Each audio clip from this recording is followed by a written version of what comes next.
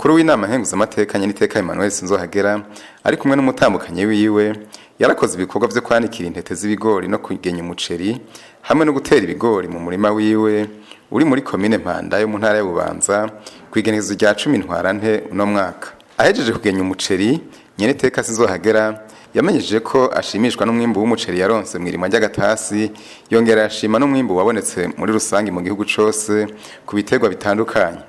Yaciye atera kama Barundi abahanura kuziganya umwimbu mu ntumbero yo kurwanya ubukene. Turanezereje cyane nuno mwimbu turonse kubera ko uyu muceri mubone tuje kwimbura ni imbuto nshasha turiko turagerageza niho tugitangura kuyikora. Rero mvuganye na nyakubahwa DP yajejwe uburimi n'ubworozi mu ntara ari nawe by'ukuri yadufashije cyane kugira ngo dushobore gushika kuno mwimbu. Biragaragara ko tuzohava twimbura amatoni 7.5 ku hegitari. Rero uyu n'umwimbu ushimishije na cyane cyane kari bwo bwa mbere duteragiye ino mbuto ni imbuto y'umuceri mwiza umumota nk'umwe duhora twumva ngo no muri Tanzania. Rero twashatse kugerageza ngaha kugira turabe ingene bizogenda. Ku bwanje byo kuri ndanezerewe kuno mwimbu turonse, ariko kandi ngashimira Imana kuko no mu gihugu cyose turavye ingene umwimbu wagenze mw'irima ry'agatasi. Biragaragara ko by'ukuri umwimbu wiyongereye mu bitego bitari bike, haba mu bigori, mu muceri, ibiraya, ibiharage.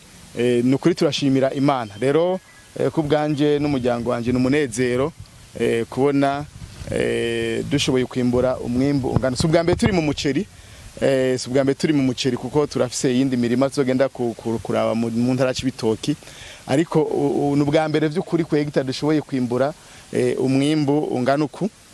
Ibyo rero nkabikesha abahinga mu burimi n'ubworozi. By'ukuri twariboneye ko umwimbu wagwiriye. Akamaro tw'amatiko turatera Abarundi no kwiga kuziganya umwimbu tukawuziganya. Iyo Imana itugiriye ubuntu tukaronka umwimbu, ni byiza kutawumarira wose ku isoko, ni byiza kutawujana mu byo konona. Na cyane cyane hari nk'ubuce bumwe usanga iyo bimbuye baca basesagura umwimbu bakawutwara kushora, bakaca barongora abagore bagira babiri, ugasanga rero umwimbu bari gutunga umuryango ugiye gutera ahubwo ingorane mu muryango. Tugasaba Abarundi bose ko bomenyera kuziganya umwimbu. Ni koko nyene icubahiro muri programa yiwe arifuza yuko umunwa wose woronka icujya, hanyuma umufuko nawo karonka ifaranga. Rero ni muri yo programa tuweza kubandanizamwo tugatonda urugamba kurwanya ubukene mu ntumbero kugiza umwimbu, ariko kandi tukamenya yuko ibirere birashobora kuduhinduka.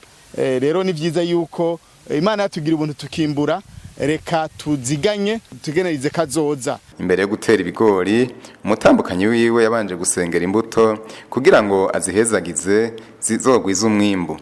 Nyeniteka Sinzohagera nawe yaboneye akaryo ko guhimiriza Abarundi ngo babandanye kurima bashizemwe ingoga nyinshi kugira ngo bagwize umwimbu. Nagomba ndabatera kamo k'Imana duteteka tukimbura, n'ubu tubandanye dushiremo izindi ngoga nyinshi kugira ngo duteragire igihe n'ikinyene ntihagire n'umwe asamara, ariko tuje ku kivi dusubire kandi duteragire, hanyuma tuje turonke uwundi mwimbu mwinshi cyane no muci imbere naho nyeze turime.